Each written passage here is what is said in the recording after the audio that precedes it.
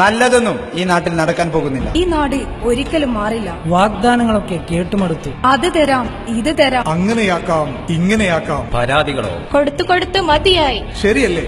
ഇത്ര കാലമായിട്ടും ഒന്നും മാറിയിട്ടില്ല. സർക്കാരും നേതാക്കളും മാറിക്കൊണ്ടേയിരിക്കും. പക്ഷേ നമ്മുടെ പ്രശ്നങ്ങളോ? ആർക്കാണ് അതൊക്കെ നോക്കാൻ നേരം? നിങ്ങൾ എന്താ കരുതിയത്? ഇവിടെ ഒന്നും നടക്കാൻ പോകുന്നില്ല. ഇന്നലെ വരെ എത്ര പെൺകുട്ടികളാ നമ്മുടെ നാട്ടിൽ ആക്രമിക്കപ്പെട്ട് മാനഭംഗത്തിനിരയായി കൊല്ലപ്പെട്ടത്? ഇതൊന്നും ഇപ്പോ ഒരു വിഷയമേ അല്ലാതായിരിക്കുന്നു. എന്താ കാരണം? എന്തുകൊണ്ടാ ഇങ്ങനെ?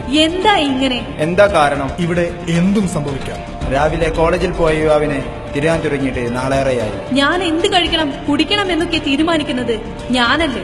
മിണ്ടിയ പാകിസ്ഥാനിൽ പോണം, ഇല്ലേൽ രാജ്യദ്രോഹം, UAPA. അപ്പോൾ നമ്മൾ മിണ്ടാതിരിക്കണം. എന്താ ഇങ്ങനെ? എന്തുകൊണ്ടാ ഇങ്ങനെ? എന്തിനാ ഇങ്ങനെ? എന്താ കാരണം? കാരണം നമ്മുടെ നാട് മാറാൻ പോകുന്നില്ല. പത്രം തുറക്കാൻ വയ്യ. അക്രമം, കലാപം, കൊള്ളിവെപ്പ്. കുട്ടികളെന്നോ വൃദ്ധരെന്നോ സ്ത്രീകളെന്നോ വ്യത്യാസമില്ലാതെ ആക്രമണങ്ങൾക്കിരയായിക്കൊണ്ടിരിക്കുന്നു. നാട്ടിൽ ജീവിക്കാൻ പറ്റാത്ത അവസ്ഥയായി. 1 മണിക്കൂർ കൊണ്ട് നമ്മളെല്ലാം മറക്കും. എന്താ കാരണം? ഇവിടെ ഒന്നും നടക്കാൻ പോകുന്നില്ല. ഒന്നും മാറാനും പോകുന്നില്ല.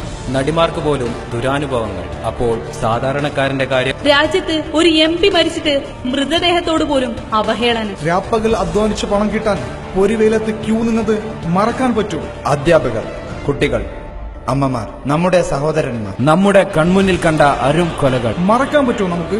കാഴ്ചക്കാരായി മാത്രം നിൽക്കേണ്ടി വരുന്ന അവസ്ഥ. എന്താ ഇങ്ങനെയൊക്കെ? എന്താ കാരണം?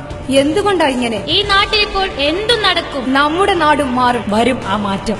എല്ലാ പ്രശ്നങ്ങളുടെയും അവസാനം തുടങ്ങുകയാണ്. ആ തുടക്കം നമ്മുടെ കൈകളിലാണ്. തുടക്കം നിങ്ങളുടെ കൈകളിലാണ്. ഈ ഏകാധിപത്യ ഫാസിസ്റ്റ് ശക്തികളിൽ നിന്നും വേണം നമുക്കൊരു മോചനം.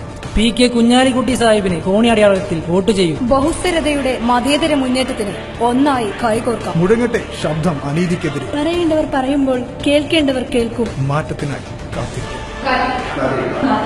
ഇപ്പോ സ്വന്തം നാടിനെ ഈ ഏകാധിപത്യ ഫാസിസ്റ്റ് ശക്തികളിൽ നിന്ന് മോചിപ്പിക്കാൻ വേണ്ടി നിങ്ങളെല്ലാവരും വേണ്ട ശക്തി എനിക്ക് തരണം എന്ന് ഞാൻ അപേക്ഷിക്കുകയാണ്.